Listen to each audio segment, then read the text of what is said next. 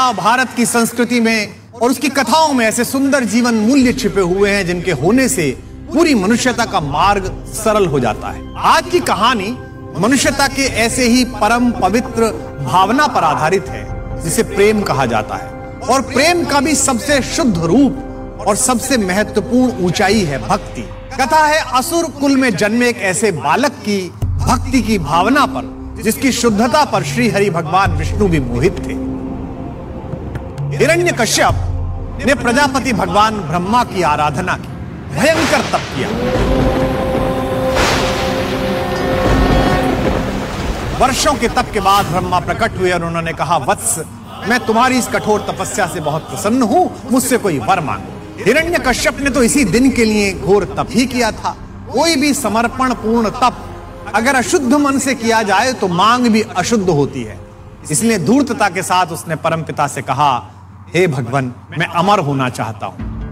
ब्रह्मा जी सुनकर चौंक गए और ब्रह्मा जी उसके अंदर की धूर्तता को भी भाप गए। उन्होंने कहा, वत्स, मैंने यह सृष्टि भले बनाई है, लेकिन इसकी कुछ मर्यादाएं हैं। किसी को भी मैं अमरत्व का वरदान नहीं दे सकता, यह मेरी सीमाओं से बाहर है। इसके अतिरिक्त तुम जो भी मांगोगे मैं अवश्य दूंगा। हिरण्यकश्यप ने फिर चालाकी लड़ाई। अब दुस्साहस देखिए कि उसकी चालाकी किसके सम्मुख है। उसने कहा, हे ईश्वर, चलिए छोड़िए अमरता छोड़िए, बस मुझे वरदान दीजिए कि ना मैं घर के बाहर मरूं ना घर के अंदर, ना रात में मरूं ना दिन में, ना मनुष्य मार सके ना पशु, ना अस्त्र से मरूं ना शस्त्र से, और ना मैं धरती पर मारा जाऊं ना आकाश में। यानी कि अमरता का सारा काम। उसकी ये चालाकी देखकर भगवान बनी मन मुस्कुराए और उन्होंने कहा, तथास्तु। वरदान प्राप्त करने के बाद अहंकारी हिरण्यकश्यप ने सोचा कि अब तो उसे कोई मार नहीं सकता, और अपनी इसी दुर्बुद्धि के कारण वो पृथ्वी को अपने अत्याचारों से आतंकित करने लगा। हर ओर आतंक, हर ओर हिंसा। लेकिन नियति की योजना बड़ी निराली होती है। जिस हिरण्यकश्यप के आतंक से पूरी पृथ्वी उसकी पूजा करने लगी थी, उसी के परिवार में, उसी के घर में उसका पुत्र प्रहलाद, उसने अपने पिता की पूजा करने की अपेक्षा परब्रह्म भगवान विष्णु की पूजा करना प्रारंभ किया। उसने कहा, पिताजी, मेरे लिए तो पूज्य केवल इस सृष्टि के पालन करता श्री हरि भगवान विष्णु हैं। मैं उन्हीं की भक्ति करता हूं, और आपको भी अपना जीवन ठीक करना हो तो उन्हीं की पूजा करिए, वे बड़े दयालु हैं। हिरण्यकश्यप भड़क गया।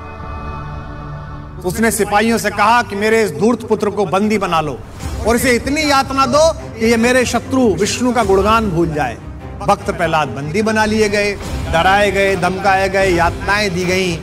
लेकिन अगर आस्था प्रबल हो, ना धर्म डिगता है, ना मनुष्यता के प्रति आस्था डिगती है। सिपाहियों ने सोचा कि राजा का पुत्र है, कुछ ज्यादा यातना दी तो पता नहीं राजा हमारे प्राण ही ले ले। उन्होंने राजा से कहा कि महाराज, इस बालक पर तो किसी दंड का असर नहीं हो रहा। हिरण्यकश्यप ने कहा, अच्छा, तो फिर इसे प्राण दंड दे दो। जिस प्राण के भरोसे भगवान विष्णु का नाम ले रहा है, वह जीवन ही समाप्त कर दो। सिपाहियों ने कहा, यथाज्ञा पयति महाराज, जैसी आपकी आज्ञा। सिपाहियों ने एक बड़े पिंजरे के अंदर प्रहलाद को बिठाया, बहुत सारे सांप छोड़े। आश्चर्य की बात कि पृथ्वी को अपने फन पर धारण करने वाले के वे वंशज पृथ्वी के पालन करता विष्णु के उस भक्त को काटने की बजाय उसके चारों तरफ घेरा बनाकर उसकी रक्षा करने लगे। इस बात की चर्चा गांव-गांव पहुंची, गली-गली पहुंची कि हिरण्यकश्यप हमारा राजा अपने पुत्र प्रहलाद को इसलिए मारना चाहता है क्योंकि वो श्री हरि विष्णु का भक्त है। तो हिरण्यकश्यप की बहन थी होलिका। उसने कहा, भैया, मेरे पास एक वरदान में मिली हुई चादर है जिसे ओढ़ने के बाद अग्नि का कोई प्रभाव नहीं पड़ता। मैं प्रहलाद को लेकर अग्नि में बैठ जाती हूँ, चादर के कारण मैं तो बच जाऊंगी, प्रहलाद मर जाएगा, आप कष्ट मत करिए। हिरण्यकश्यप को ये आइडिया बहुत अच्छा लगा। उसने सिपाहियों से कहा कि भयंकर अग्निकुंड जलाओ। होलिका प्रहलाद को गोद में लेकर बैठी, लेकिन संयोग देखिए, भगवान का चमत्कार देखिए कि होलिका के शरीर से वो चादर फिसल कर भक्त प्रहलाद के ऊपर आ गिरी। प्रहलाद बच गए और होलिका जलकर भस्म हो गई। यह देखकर हिरण्यकश्यप आके बबूला हो गया। उसने कहा, मैं इसे स्वयं मारूंगा। सिपाहियों से कहा, सूर्यास्त के समय के प्रहलाद को बुलाओ और अपने घर की चौखट पर आकर उसने कहा, अब बता कहां है तेरा विष्णु। तो उसने कहा, पिताजी, भगवान तो सब जगह हैं, आप भी पढ़िए ओम नमः भगवते वासुदेवाय, वे कहीं ना कहीं से प्रकट हो जाएंगे।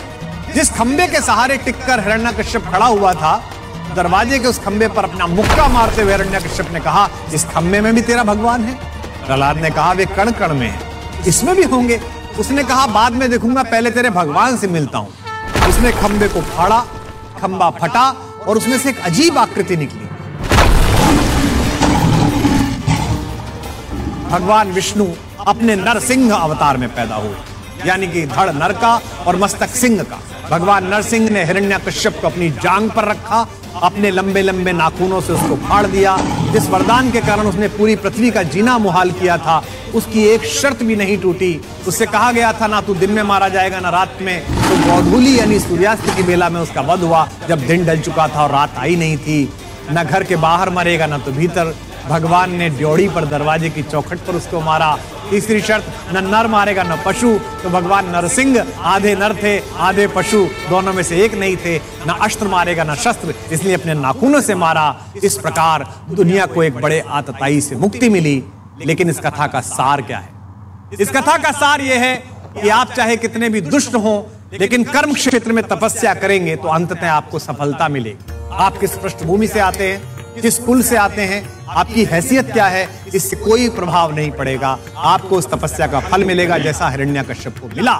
लेकिन अगर आपने उस ईश्वरीय तपस्या के फल का गलत उपयोग किया, तो आप चाहे अपनी बुद्धि की कितनी भी धूर्तता का निवेश करो, अंततः आपकी वही गति होगी जो हिरण्यकश्यप की हुई। इसलिए तपस्या करके, खूब मेहनत करके सिद्धियां अर्जित करते समय सदा ये ध्यान रखिएगा कि उस सफलता का, इन सिद्धियों का उपयोग विश्व को सुंदर बनाने में हो। इस कथा में प्रहलाद की निष्ठा है, कर्म का समर्पण है, भगवान के प्रति स्वयं को समर्पित कर देने की संभावनाएं हैं।